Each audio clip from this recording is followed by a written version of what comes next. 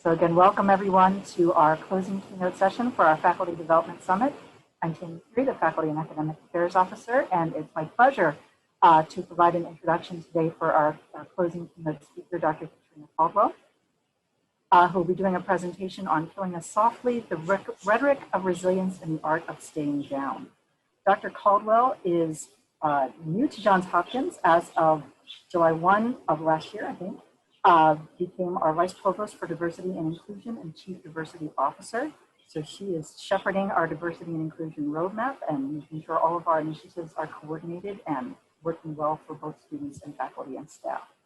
She has more than 26 years of experience in higher education leadership, and actually most recently before Johns Hopkins served at the same institution, University of Mississippi, as our opening keynote speaker, Dr. Joshua Eiler. So hopefully we'll see some connections between the ideas that they presented here to provide a really lovely bookend to our entire conference thinking about resilience. So with that, I will turn it over to Dr. Caldwell. Thank you for being with us today, Dr. Caldwell. So thank you again for the warm introduction. Also, I'd like to thank Douglas, Jacob, and Sarah for the invitation to join you at the end of your Faculty Development Conference. I know that you've had insightful and thought-provoking conversations and presentations centered on this year's theme, resilience.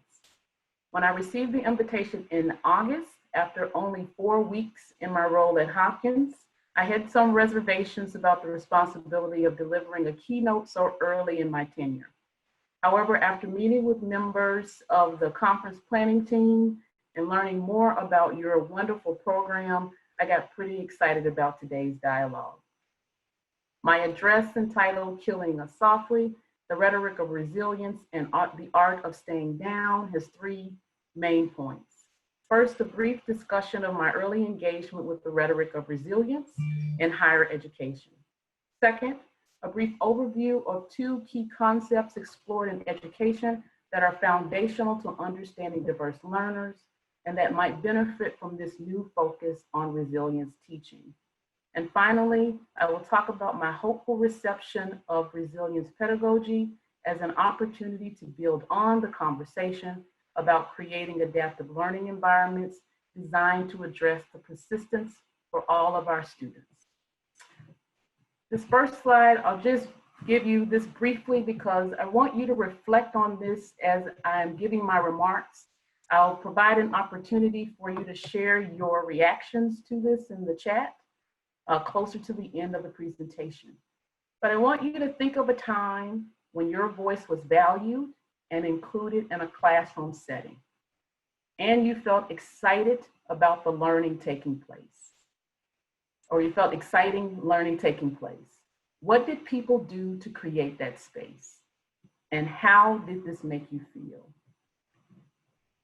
As we are facing a trifecta of disruption, racial violence, social unrest and advocacy, and a pandemic that continues to rage across our nation, and yet still disproportionately affects those living in poverty and those from racial ethnic minority groups, it would be prudent for us to use this context and the renewed attention and commitment to social and racial justice in higher education to frame our approach to sustainable change in the way we engage our marginalized students in the classroom. As a way to set a foundation for this conversation, and as a lead in to my discussion about resilience pedagogy as an emerging framework to thinking about adaptability in teaching and learning spaces, I want to share my early engagement with the concept of resilience in higher education. At the University of Illinois, Chicago, I served as an English composition instructor for their TRIO Summer Bridge program, which was created to give Chicago area first-generation low-income and underrepresented ethnic minority students early exposure to college. As a part of my responsibilities in this program, I was tasked with providing an assessment that was designed to measure the grit or resilience of the 20 students in my class. The results were used to determine the risk factors that would jeopardize each student's ability to succeed in college, and then the program would assign a set of activities or actions that the students needed to engage in based on that assessment in order to mitigate those identified risks. On its face, This practice of identifying risks and addressing them early in a student's enrollment was not a bad idea. In fact, it is so much a part of our current onboarding process for all students today that we really do not think about it as unusual. However, in 1992, the only students who were provided resilience assessments at UIC were the students in this program. This approach reflected the belief that only these students or students like them were underprepared and therefore exceptionally, quote, at risk, end quote, for college. However, not one of the administrators who hired me and the other first-year PhD students to teach these courses considered the fact that we all had just graduated from college a year before the students graduated from high school. Not one of them questioned the fact that we had only completed one semester of course design 6 months before. We'd been given a textbook that we had not read and handed a syllabus that we did not develop.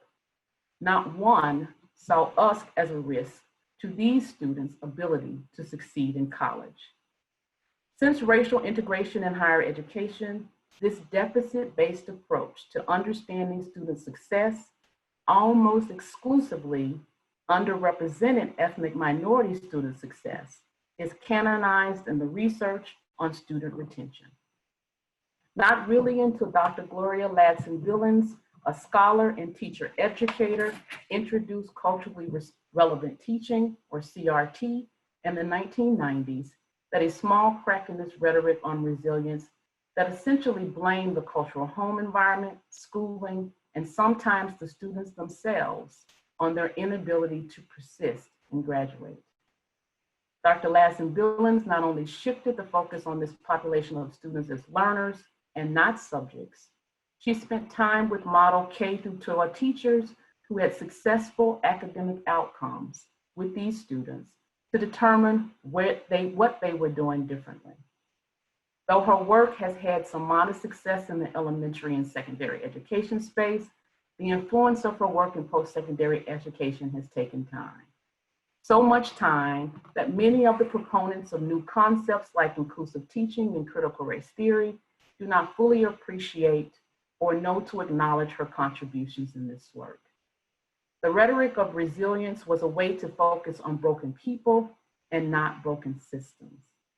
Thankfully, in our new spaces, there are scholars who see the deficits in this approach and speak to the benefits of these students.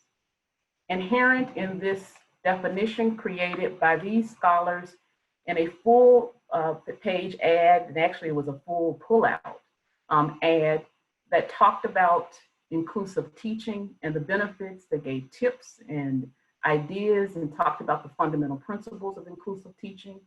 It builds on the shift that happened in the early 2000s, which took the emergence of ethnic studies and critical race theory, which is founded on self-authorship, a critique of the racial dimensions of power, and an understanding of the complexity of identity, that the shift in thinking of resilience and marginalized students occurred in higher education. Two key concepts that implicate teaching and learning are inclusive pedagogy, as one of the many outgrowths of the integration of principles from ethnic studies and critical race theory, and invisible labor as one of the many consequences. This definition, offered in that full spread, features tips on inclusive teaching is what Billings would call a remix of her theory, meaning a vital innovation to address the changing and evolving needs of dynamic systems like education.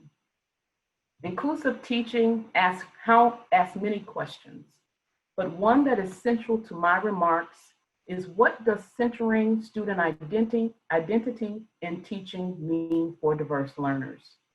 How might including both a direct link to student identity, meaning making sure that students see themselves in our course materials, and that we provide opportunities for them to bring their whole selves into our classrooms, and an indirect link to student identity, meaning students' needs are accounted for in our course design.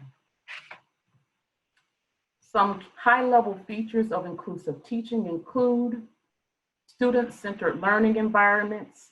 So if we think about the development of a course design and the cycle of that development of a course design, how are we centering who our students are, not just the class size of the students or the numbers of students who are majors who are assigned to the course, or other features of the students in terms of prerequisites that they have or opportunities, but also those critical identity markers of students who may engage in our courses. How are we centering what we know and hopefully what we learn as we onboard our classes about our students in thinking about our design? How does our design reflect those different elements throughout each step of the process? Is a key feature of inclusive teaching practices. A second key feature is that research has shown that many of the interventions that were put in place for minoritized or marginalized students benefit all learners. So this concept, even as I talked about before with the resilience or resilience testing or assessment that we did to determine what types of supports those students in the TRIO program should receive, many of those same practices are now a huge central part of our onboarding of new students in higher education. Those practices that were uniquely designed to address the risk, quote unquote, of those students are now being used to properly place students in appropriate levels of course instruction to make sure that they have the best opportunities for success in higher education. A third feature of inclusive teaching practices is that we can support learning by being both responsive, meaning addressing emergent needs like a pandemic, and adaptive in terms of practices like universal design and flipped courses. Right? These are ways in which we start to think about how do we open up the space, not solely deliver our content across different mediums in different ways. But what's hopeful about resilience pedagogy is it talks about also how those different modalities shape the different ways we need to think about how we offer that information to students. And for us to be able to adapt and changing is a built-in part of our pedagogy, and also be responsive when issues occur that we don't anticipate. Finally, inclusive teaching in terms of a high-level feature is that classrooms do not have to be contested spaces necessarily for students to learn. The survival of the fittest approach hurts all students. It stifles risk-taking and vulnerability, all which are important for creativity and innovation and learning. Some benefits of inclusive teaching, I won't read these, but I'll leave the slides up a couple of minutes or a couple of seconds for you to see. Some of those benefits of inclusive teaching are they're asset-based. So as I talked about that shift or the focus on deficits of students, it focuses on students and the assets that they bring to the learning environment and thinking about how institutions need to support those and develop those assets. It generates a sense of belonging, that students recognize themselves in the learning environment, and it helps them connect to those spaces outside of the university campus that they care deeply about, to the learning that they're engaging in. It's a clear-cut case that students who believe that their learning experiences can help them change and reshape the worlds in which they come from, and many of them choose to return, then those students are likely more willing to be engaged in those spaces, even if they have difficulties. And finally, inclusive teaching mitigates stereotype threat and the imposter syndrome, which we know that many of our marginalized or minoritized students suffer from in courses and classrooms where they don't feel like there's safe space for them to be vulnerable, to take risks, to ask questions, to get it wrong, to get an answer wrong, for them not to always understand how we think about institution speak and things that we take for granted. I remember as a first generation college student coming out of Memphis, going to Atlanta, and someone said, we have a syllabus. I had no idea what a syllabus was.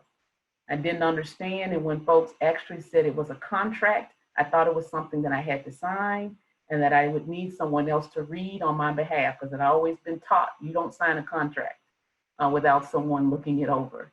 And so just that idea of the nomenclature that we use in higher education that can sometimes create barriers for student success, particularly those students who are high achievers who have done well in their high school environment, and then they transition to college and they feel like a fish out of water, and they're not sure where to go to get the support that they need to be themselves and to be fully realized in a learning environment.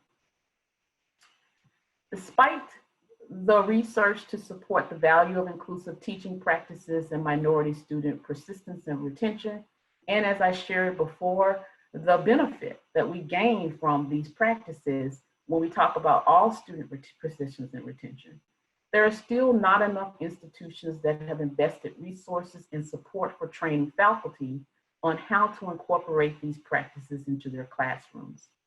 The consequence of this is that a small group of faculty take on the burden of this work.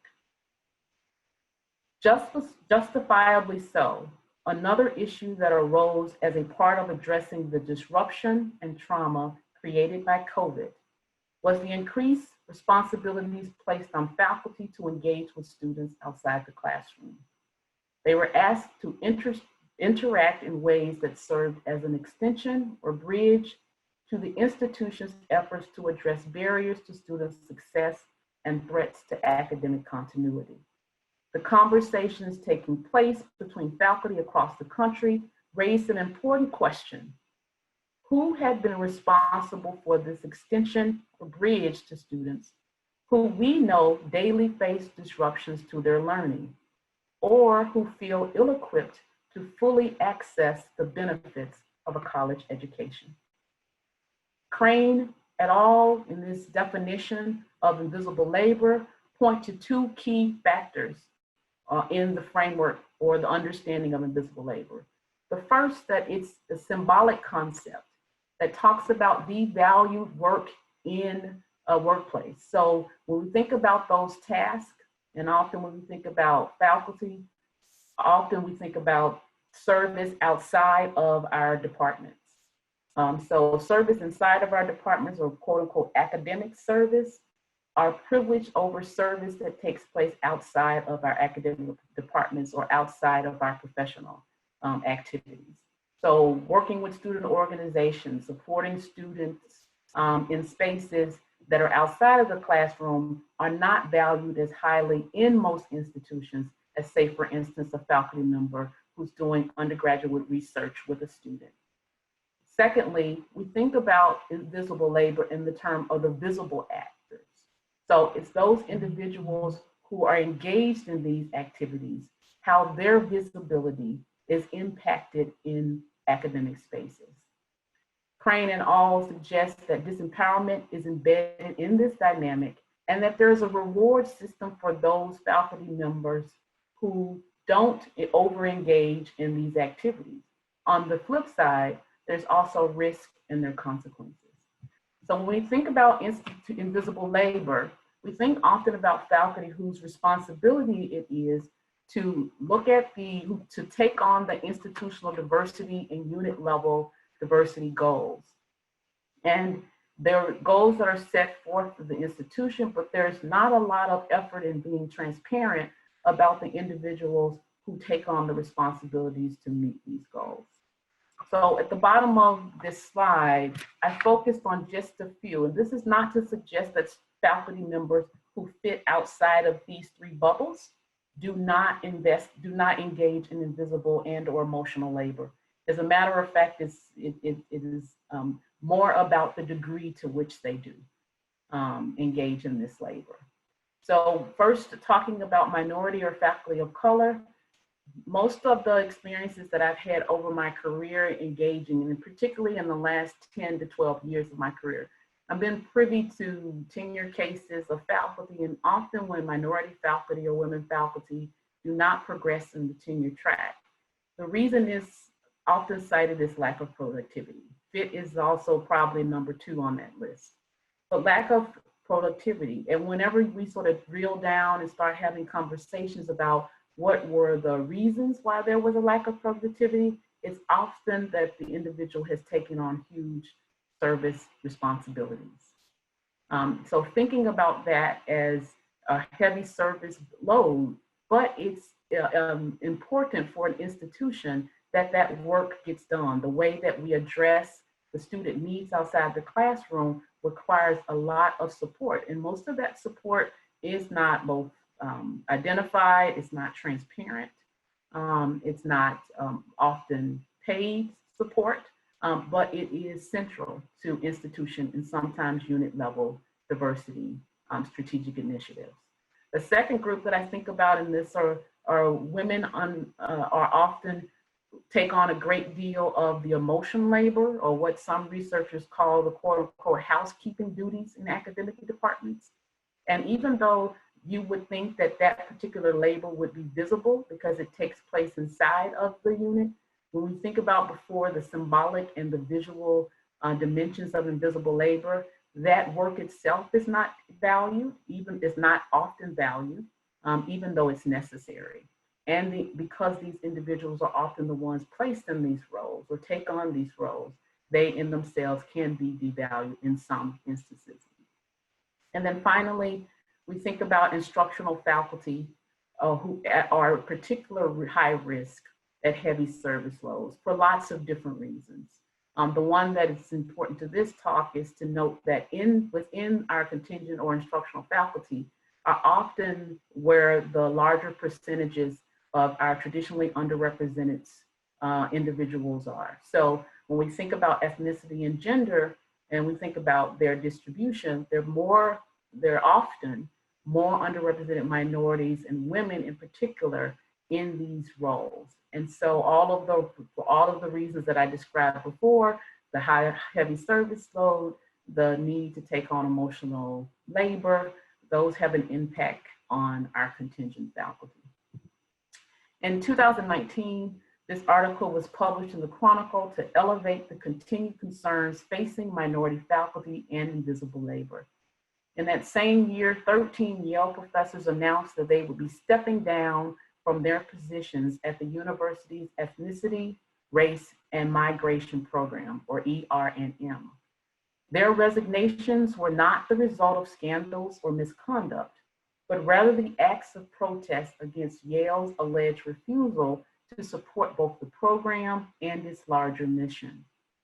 Yale created the ER&M program in 1997 as an interdisciplinary major, but then neglected the program according to these faculty, leaving it without an official department, autonomy, or adequate funding. In the words of one of the program's former professors, ER&M, quote, has essentially been sustained by voluntary labor for the past 20 years, end quote. Our response to COVID-19, for instance, insisting that faculty enhance their communication with students outside the classroom to include issues that would impact persistence and retention, and the pushback from faculty on increased labor demands without additional compensation, provides an interesting lens through which to understand how institutions need to address invisible labor. Labor that many of us know will likely continue after COVID. So thinking about these two concepts, it's in this context of thinking about the rhetoric of resilience that I faced early in my career, and that it has evolved over time in the understanding of inclusive practices, inclusive teaching practices, and this ideal about labor, right? And the importance of labor in moving many of our institution and unit level diversity issues forward, particularly those around attracting, recruiting, retaining, and helping to persist our minority students. It's in that context that I enter the conversations about resilience pedagogy. Needless to say that I was intrigued when some colleagues started talking about resilience pedagogy as this new framework to understand how to adapt teaching in trauma-inducing disruptions. The introduction of this concept or this framework feels like an opportunity to both start a new conversation and build on those conversations started by pioneers like Dr. Lassen Billings. I was intrigued when I read the Chronicle article in mid-April by University of Michigan faculty that exposed the challenges that higher education faced during those early months of the pandemic. Later, I learned that Michigan State University faculty had offered this definition, the one I have on the screen, of resilience pedagogy, in a similar attempt to talk through this, quote, new, unquote, normal of remote teaching and learning. What is captured both implicitly and explicitly in both statements is the commitment to inclusive classroom spaces as foundational to any shifts, both temporarily and well-intentioned, and in adapting course design and classroom spaces. The quotes suggest an important assumption being made in the initial framing of resilience teaching as an extension, not a new variety, not a different way of thinking about it, but an extension of practices meant to make classroom spaces more equitable. The connection between this understanding of resilience in teaching and these inclusive practices is salient on many fronts.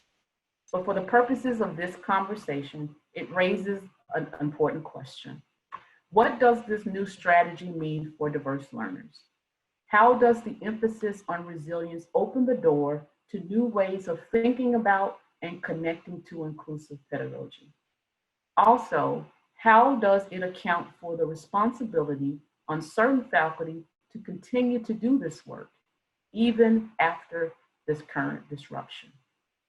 My hope, and the hope of many, is that resilience pedagogy will shine a necessary light on this struggle to build teaching practices that are adaptive beyond the modality used to share content, but that help teachers and students better, quote, communicate with one another, see one another, learn from one another in a variety of contexts that are important to our learning goals and outcomes, end quote.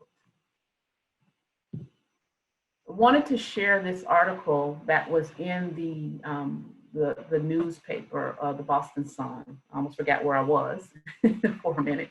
That was in the Boston Sun that there's a student in an institution talking about the access to adaptive approaches to assignments and structure that before the pandemic or offerings of classroom content, and how there was a willingness to provide asynchronous learning. There was access to learning materials in a way that would make this student feel like that were universal design in mind, that addressed those issues of access, that made that student feel like that there were sort of answers to the ways in which the student has asked individuals to adapt to their needs before the pandemic. And the student raises a very interesting question. You know, thanks to the pandemic, the needs of people with disabilities are finally being met, but will it last? So for me, that is the question that should be on the minds as we embrace what I think is a hopeful new development in thinking about adaptive change in the face of disruption. In conclusion, I'll just say, couple of things I want to think about as we move into, or hopefully move beyond, what's happening with the pandemic in the spring semester. But how do we take advantage of this moment to ensure sustainable change in our understanding of adaptability and flexibility in teaching and learning? I will say I was disappointed a couple of months ago when I was asked to serve as the director of one of those programs to work with underrepresented minority students, and found that we were still using those same resilience, grit assessments, providing students with books on grit and resilience. And it made me wonder, and I sort of wondered out loud in front of these group of leaders, to their chagrin and their frustration, that why are we not asking universities to take resilience tests? And for me, in some ways, and remarkably, some months later, that COVID was sort of our resilience test, to think about how do we adapt to change in a dramatic way, might help us think about how we might adapt or respond with normal disruptions that happen in our students' lives. The third thing that I was just thinking about as I was preparing my remarks, and we think about this question about will it last, is this idea of standing down or staying down. We think about the definition of resilience. It means both to bounce back, right, to retreat, but we forget that in order for something to bounce back, it has to go through something that pushes it down or forces it down or keeps it down. That means to be resilient, to bounce back, means you had to face some adversity. And adversity is a natural, normal part of life. I'm not suggesting that students should be free of adversity. College teaches us a great deal of things about who we are, and we must go. I have 3 children of my own, and I believe that education is not only a right, but education should test their willingness to move through a system and learn and grow and develop. I know after an education, they're going to be better, stronger. They're going to be more informed citizens. They're going to know their how to use their talents and their gifts in order for them to be the best selves they possibly can be. They're going to be fully engaged, hopefully, in all of the systems that inform their lives, including civic and all those other systems. And they're going to feel like there are times where they have to make other decisions. They have to take risks. They're going to fail. They're going to feel vulnerable. And that is what education is about. If it were a space where that was not a part of the process of learning and growing, many of us would not be who we are, and it would not be a place that I would want to be a part of. But having said that, the fact that we should not be able to look at a particular group of individuals and determine that they are disproportionately at risk to a system, that inherently means that system is working overtime to keep or knock those individuals down. And so when I think about things like attrition, students who leave our institution and don't come back, I think of it in some ways as a revolutionary act of staying down. The other part of the definition of resilience is recoil. So to move away from, right? To avoid, to go out of, right? To come out of, right? And so we think about students that staying down or standing down, that response is sometimes a form of survival. Attrition from college might mean limited access for some, but in most cases, it means mental and physical wellness for students who struggle unnecessarily trying to navigate our system. Sometimes, obviously, it means a rebirth or an opportunity to redirect or course to correct and find environments that take full advantage of the gifts and the talents and provide them with opportunities to excel. And then the third thing that I thought about as I was preparing these remarks, in addition to those two, is I must first share my belief that our response to COVID was perplexing to me in the outset, not as we have developed and we're trying to understand where we are, but we treated COVID as an equal opportunity disease or equal opportunity pandemic. And that the level of disruption that folks faced did not have degrees. Some of us did, right? More people than not treated it appropriately, but there were some in spaces that I was in that did not think about the degrees of inequities. Inequities became equal. Everybody has inequities in this space, and so how do we address those? But even as we address the obvious access issues that students who hadn't had access issues before COVID had as a result of COVID. So it was a new experience for them. It was a quote unquote new normal. But we treated the temporary inequities, what I hope are temporary inequities, let me be clear there, like access to technology as they were, temporary. And that once we got out of COVID, these issues will go with it. But for a significant number of our students, this quote unquote new normal is their normal.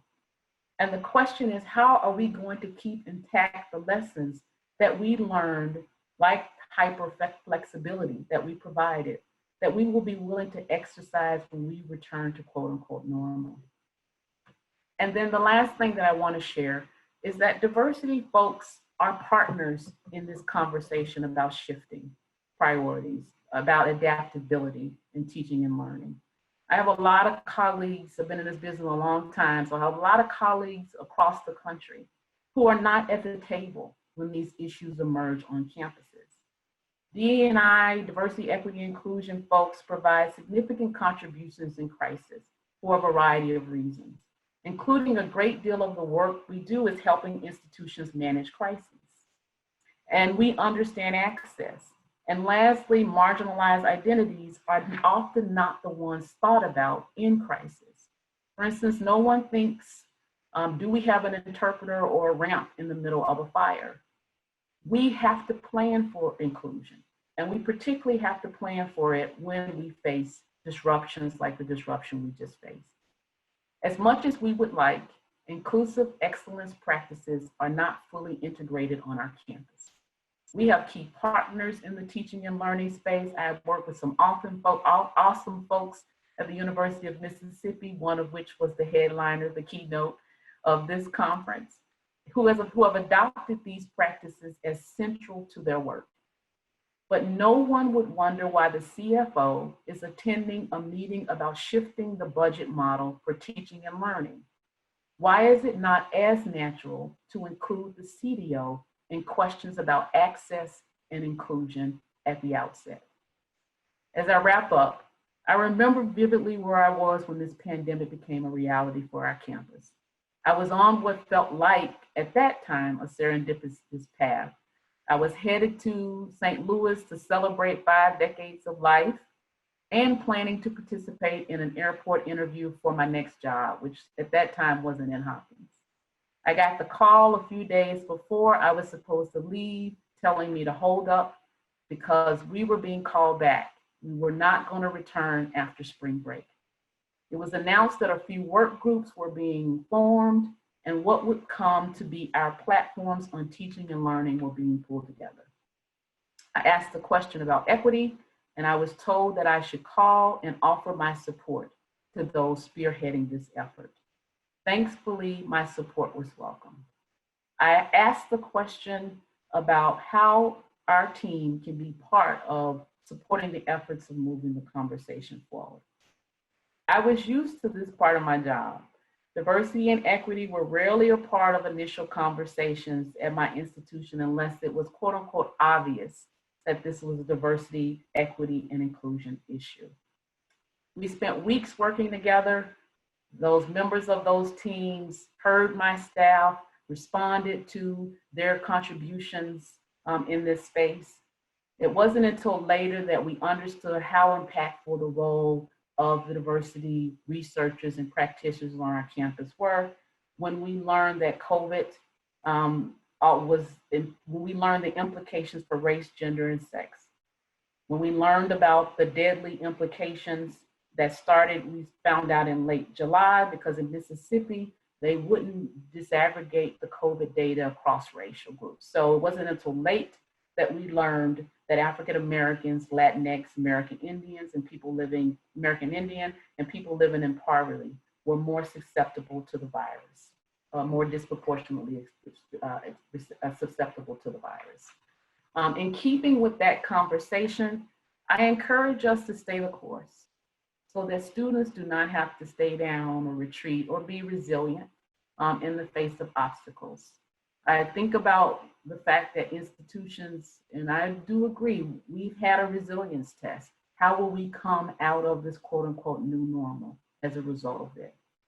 Think about asset-based approaches to retention and persistence, and I add resilience pedagogy is one of those, and how it is in conversation with all of these other important conversations around inclusive spaces, increased demography, retention and persistence of marginalized students. And finally, I strongly encourage that we adopt in spaces where we invite our diversity, equity, and inclusion folks to take on what I've been coining a blank page philosophy in partnerships. If folks enter rooms and the page is already filled, or there are 4 pages of how we're approach a particular issue, and the D&I folks are asked to respond or react, to what already has taken place or shaped, those particular early things frame the conversation. So let's walk in the room with a blank page and let's talk about how we all equally contribute to what I hope won't continue to be our quote unquote new normal. Thank you so much for this opportunity to be a part of this conversation. I'm going to open back up. I'm going to take down my screen, but I want to talk about this reflection question. And I'll ask folks once the screen comes down to think of a time when your voice was valued and included in a classroom space and you felt exciting learning taking place. What did people do to create that space? I want you to fill that out in the chat box. And then how did this make you feel as well? I'll close my screen and I'll open up for questions. Thank you very much. Thank you, Katrina, for coming and speaking with us. I think what you had to discuss was very important. I had some concerns about what Johns Hopkins was doing in general with our students, with all students, but especially with minority students who, because of the pandemic, had to go home or to another area. And in doing so, may not have access to the internet. I know that Johns Hopkins was offering very small little stipends for students and faculty and other people. And it was like $500, okay? But if you're going home and it's now 9 months, okay, and you have limited internet access, shouldn't that have been a part of what we found out from each student and what we helped them with, as well as having a laptop that can meet the needs of going online and have the necessary graphics and the necessary software available to students. And this is one of my primary concerns when we're talking about creating diversity. And we look at our students, and we looked at our students that may have scholarships to Johns Hopkins, okay, or or other means of taking out loans and such to be a part of Johns Hopkins, and yet accommodating them and asking them what they need was not a part of that conversation. Thank you so much for that remark and sharing that information with me. I wasn't privy to that conversation or that dialogue. I was still in Mississippi at the time, but it's important for me moving forward as we think about the roadmap. What was shared in my opening introduction was that we are moving forward with the roadmap 2020 task force conversation. And one of the features of that roadmap is a student success work group. And so I think your comments about scholarshiping students, but yet still asking questions about access to the resources that they need to be, successful, both in a pandemic and out of a pandemic, are important ones for us to raise as a part of that student success conversation. And so I took notes. I'm taking notes. I will definitely add it to that. And I know that the individuals in student affairs and particularly those individuals who are in the Office of Multicultural Affairs at our university, these are questions that they want to address as well as a part of the roadmap process. I will say for those of you, Marianne, who are uniquely interested in this and have a point of view like the one you have and great ideas about how to address it, that work group announcement, open call for work group membership went out last week. It's going to be extended to, I think, Wednesday or Friday of this week. They do want folks to, it's a work group, so they're going to ask you to work, meaning that you'll need to come to some meetings and you'll need to be a part of the conversation throughout the process, but it's not onerous. So, a couple of meetings here, give your contributions. And if you can't do that, there's going to be listening sessions in October and November for you to share. So I appreciate your comments. I think they're important questions and concerns, and they will get raised as a part of the roadmap process. Thank you. Thank you. I did sign up for that. Good. I look forward to working with you then. And I'm a Mexican-American woman from California. Okay, and when you started talking about the TRIO programs, I've worked with the trio programs, or now 5 programs, so no longer trio, Right. and with Teacher Corps. Okay. So, you know, I have a good understanding of where you're coming from. Good. I appreciate that. Well, then I definitely look forward then to seeing you at those work group meetings. Thank you. Thank you. We've got a couple of comments in the Q&A. Several people commenting on how they really appreciate the perspective that you've shared, Dr. Caldwell, and thank you. When you talk about staying down, I didn't hear you comment at all about duck or ducking. Okay. Yeah, that's great. I hadn't thought about that metaphor for how do you react to being pushed down or forced down. Yeah, definitely. That's interesting. I like that actually. I might take that one, Marianne. I see Marianne's is off. Okay, we've got another, we do have a question in the Q&A from Colin Paschal in our Government Center. He says, I found that ground rules for maintaining mutual respect are often important for creating inclusive spaces. What suggestions do you have for developing those or for implementing them in an online format? Yeah, great question, Colin. So there are a lot of spaces that I use ground rules, and I actually use them in my classroom. I have a format that, or what's the word? I use the what I call the GROWS model. And so it has a couple of features I share with my students, and it's things like gain understanding, assume that folks are coming from a good place until they share otherwise, respect for others and yourself in a space, openness, willing to learn, right? And then self-reflection. So only thinking about using I words instead of, trying to represent whole folks' identity. And I actually give that out in my class. Sometimes I'll include it in my syllabi if it's not a 10-page syllabus. But my first course meeting with my students, we talk about ground rules. And then I ask the students to add to the list. And I tell them they don't have to, if they can't come up with ground rules for that first meeting, that they can add ground rules at any time of our engagement. So if people start to feel like there's certain features of the course that don't allow them to be vulnerable, be full of themselves in the spaces, like all of those inclusive practices, then they can come to me or they can open it up in front of the classroom and say, I would like to add this particular ground rule. And then we have a conversation about that. So I do that in the classroom space. I also do it whenever I do training spaces, listening sessions, structured dialogues.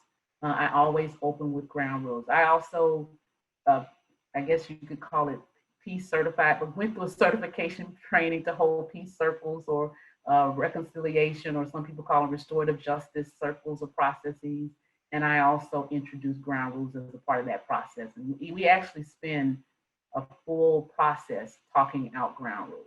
And it's been particularly instructive. Like I do trainings for K through 12 teachers around creating inclusive spaces, teaching spaces. When I introduce this concept of ground rules, some of them heard it before and they've already incorporated into their work, but many of them find it very important in terms of building community and stepping beyond just what the school introduces as the values, but how those values are actualized in the classroom through these ground rules is an extension of that, is a way is a way for the students to better understand those values in practice.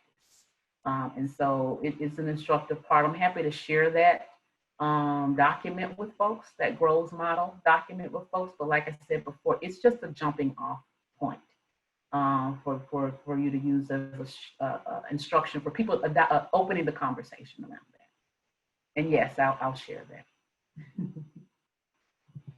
So while we wait for any additional questions to come in, maybe Dr. Caldwell, you can give us some additional examples of what are some strategies for being inclusive in your classroom? We often spend a lot of time talking about recruiting different populations of students and maybe a little bit more time on how to really make them feel included and involved and safe. So what are some of your favorite strategies for that?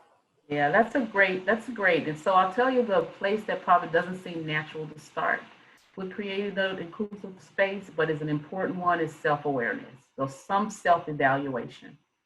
So I'll tell you, many folks know about the implicit association tests and some of the literature about its applicability in classroom or educational spaces. But when I don't teach as often as I would like to, and my degrees are in English literature, and so sometimes I teach African American women's feminist literature, but for the most part, recently I've been doing a lot of higher education programs around diversity, equity, and inclusion. And before I teach a class, I always take an implicit assessment test. It's just a way to ground me. Over time, the results haven't really changed in a lot of those areas, but I learned early in teaching when I first started at University of Illinois, Chicago.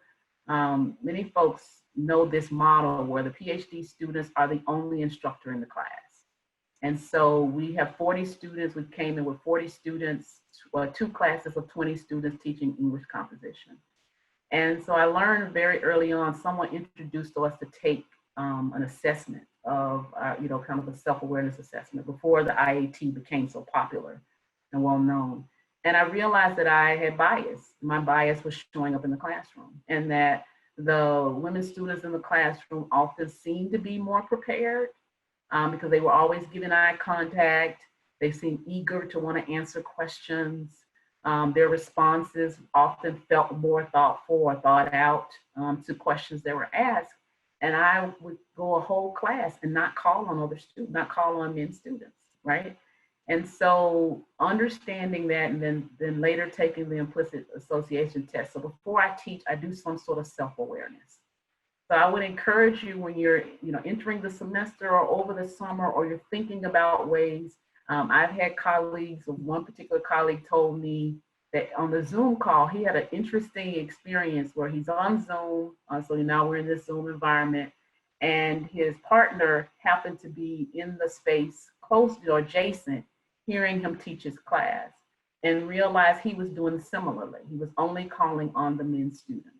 And after he got off Zoom, she asked him the question, do you realize that out of the 15 times you called on a student, 12 of those times there were male names, right? Right, because she couldn't see their gender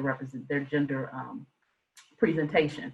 So, but by the name, right, she assumed that they were men. And so he said, I didn't realize that, right? And so a lot of this self-awareness work is work that we have to continuously do, because we bring our whole selves in the classroom when we're triggered, our own insecurities, when we feel uncomfortable about certain identities and engaging those identities or products or artifacts from those identities. I teach literature, and so there are some elements that, right, someone asked me to do a poet who's from the Renaissance era, I would feel stretched to try to figure out a way to incorporate that. But it would be important for me that if that was something that a student in my classroom felt they wanted to engage around, that I needed to do the work to stretch myself to include that as part of my repertoire. So that would be first, like, who are you? Understanding our own bias and power and social location, what triggers us, how does our teaching philosophy inform the way we navigate diversity, equity, inclusion in the classroom? How do we share power in the classroom is a huge one for me. How do I allow students to lead lectures or take on important features of certain learning outcomes in the classroom for those to be driven by students in helping their other students gain understanding of those concepts.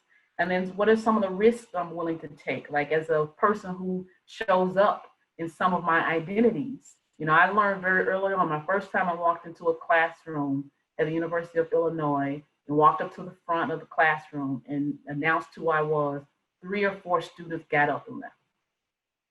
And so being in this, having the identities that I have, there are risks to sharing power. There are risks to not showing up as the authority in a space and assuming an authoritarian posture.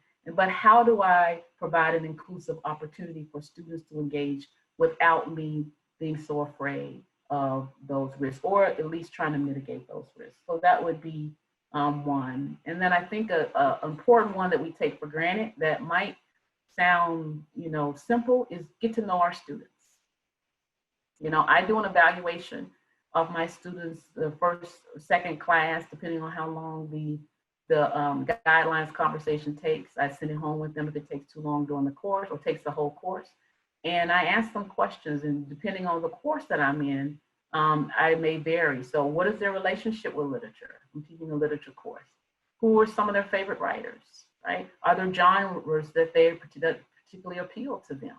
Learning more about or developing a deeper understanding about. And so I do an assessment on my students to try to get as much of a sense as I possibly can about how early on I could adapt the course to those students. And then of course, we have all of those important disclaimers and connections to resources in our syllabi.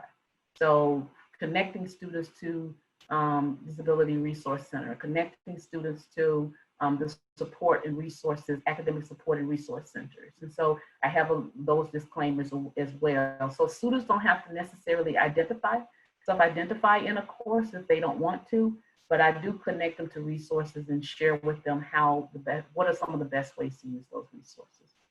And so just, those are some, I think, the other ones are, classroom management, and I can go on a whole hour and talk about classroom management. How do we hold the space for our students? It begins day one by providing that, clearly communicating to folks that this is an inclusive space and that you value diversity, equity, inclusion, and what does that mean? For those folks who don't have marginalized or minoritized identities, to step up in that space and talk about what that means, to be folks who hold those identities. And then the last two are obviously what we're here to talk about, and that's course design, curriculum, what pedagogy shapes those things. We are just about at the end of our time here. We do have a question or two that did come up. So maybe we can, some of them are asking for resources though, so maybe it's something we can ask, and then if you have resources you can send, we can share them along with our faculty. One question was about the importance of knowing our students and their needs, their strengths, their perspectives. What resources or thoughts do you have on decolonizing our syllabi or curricula, and any suggestions you have about that? Yes, there are a lot of great resources that I love that approach to the decolonizing our courses and our course offerings. And I know there are a number of faculty at Hopkins that I've met just in the 4 months that have I been here 4 months or 3 months? 3 months now, right? That I've been here that are talking about this work. I can definitely give you, I can share resources offline if people want to get in touch with me directly, or I can share them through Sarah. But I created a list of things that I'll share. But yes, this conversation about decolonizing our academic spaces has been going on for a long time, as you can imagine. It had a birth in the 60s as a formalized approach to thinking about higher education. And when the integration of campuses and universities across the country, it further emerged in the emergence of ethnic and women's studies in the 1970s and 80s, this conversation has happened. There's some key features and key folks like Bell Hooks and other folks who were part of that conversation. And it continues, right? When we start thinking about globalization and internationalization and how we reach across the diaspora to talk about these issues. And so there's a lot of great work in the continent of Africa around these issues in particular countries that are taking on these conversations in other spaces. And so I would be happy to share with you, but there's a whole body of work around this, this effort. And then I think there was another question I saw. Yes, thank you. And that previous question was from Laura DeSisto in our liberal arts program. The question that is still up there is what Marianne Woods was asking what the barriers to recruiting and retaining minority students are. The barriers to recruiting? Mm-hmm. Yes. So I think I think there's some unique barriers that extend across institutional reputation. But a lot of folks, I think, take for granted is that the things that matter to some families might not matter to others. So people, I think, assume that families who come from even first generation, low income families living in poverty, minoritized, that we don't care about rankings. We care about excellence. right? Excellence is a key feature of our cultural survival, is excellence. And so we care about excellence. So the same way my grandmother, when I went to Spelman, knew Spelman's reputation and, you know, knew of the opportunities that Spelman would afford me if I was successful. And so we care about excellence. And I think the perception is that people think because some place is difficult to navigate in terms of academics, that it's hard, for instance, that our students shy away from it being hard. And that's not it. It is often the institutional reputation for being a not inclusive space that is usually the detractor for students not wanting to come to a particular institution. If they don't have a reputation, they haven't built trust in that community, that their parents don't think they're going, parents and families don't think they're going to be safe.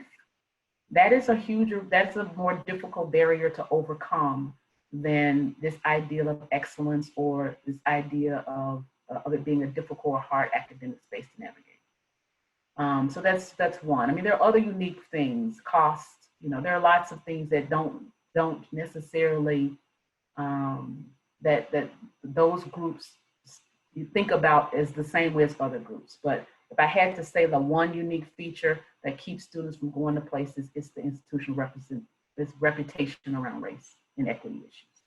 I mean, in terms of retention, in terms of keeping those students, those universities that have articulated clear pathways to success for students, put in services to support students, and has done some of the work that I talked about around inclusive academic spaces, like places like Michigan, those folks who are these forerunners in this conversation around resilience pedagogy are places that made it clear that they believe that the first step is to have inclusive teaching spaces, and adaptability will come, right? The adaptability is an important add-on feature that should exist based on what we just faced as a part of this pandemic. But at this baseline, our classrooms need to be inclusive.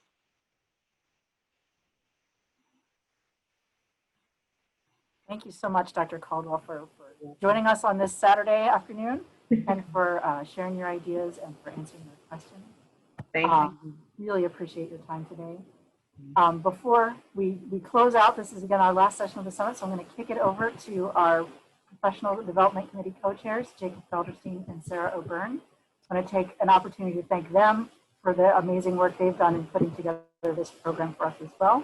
So go ahead, Sarah and Jacob. Yes, thank you. Wow, what a great way to end the summit. Thank you, Dr. Caldwell. A keynote with resiliency and a little bit of everything else we discussed for the past week. I'm happy how we adjusted with the virtual summit, but please be on the lookout for a survey so we can hear some more thoughts. And additionally, we will be communicating and providing links to the handouts and the presentations, including the recordings. I'll send it over to Sarah for some more final thoughts. Thank you, Jacob. And just before we go, I wanted to take some time to thank everybody who's been instrumental to making the Faculty Development Summit a success. First of all, thank you so much to Dr. Caldwell, our keynote speaker today, and as well to Joshua Eiler from last week. You've both given us some really informative information and a lot of food of thought for all of us thinking about our teaching going forward. To all of our panelists throughout the week, thank you for sharing your wisdom and knowledge with us.